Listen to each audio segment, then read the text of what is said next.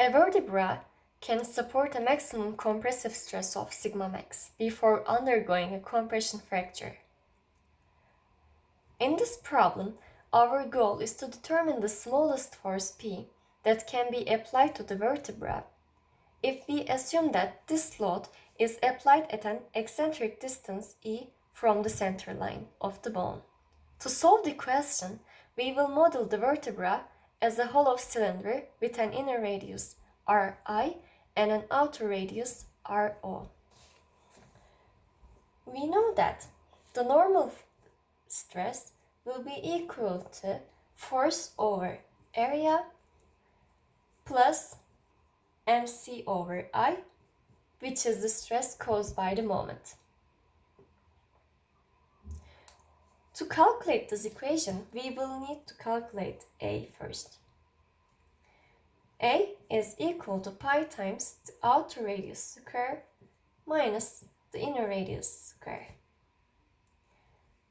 We will also need the moment of inertia, which is pi over 4 times outer radius to the power of 4 minus the inner radius to the power of 4.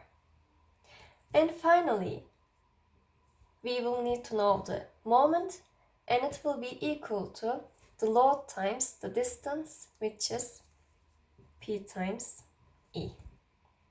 So now we can make the calculations.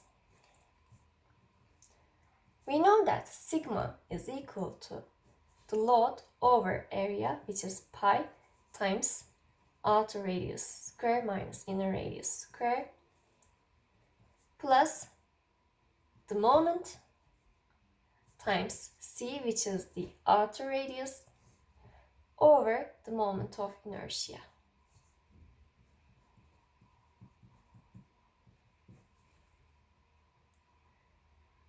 Now we are making some arrangements so that sigma will be equal to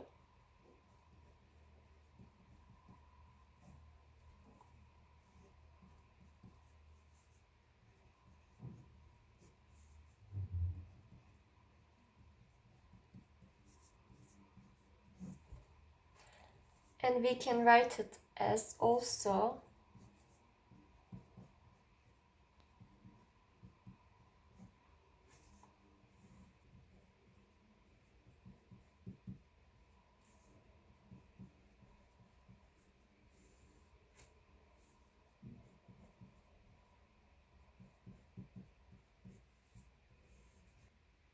our goal is to leave P alone, so again I will make some other arrangements.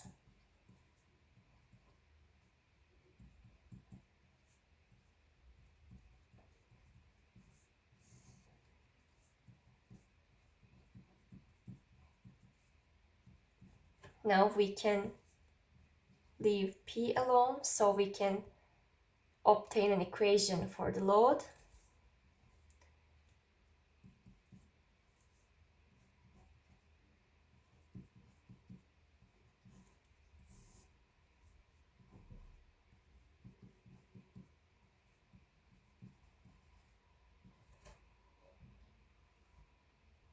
So the smallest force P that can be applied will be the maximum compressive stress, sigma maximum, times pi times the outer radius to the power of 4 minus the inner radius to the power of 4 over the sum of inner radius and outer radius squares plus 4 times the eccentric distance times the outer radius.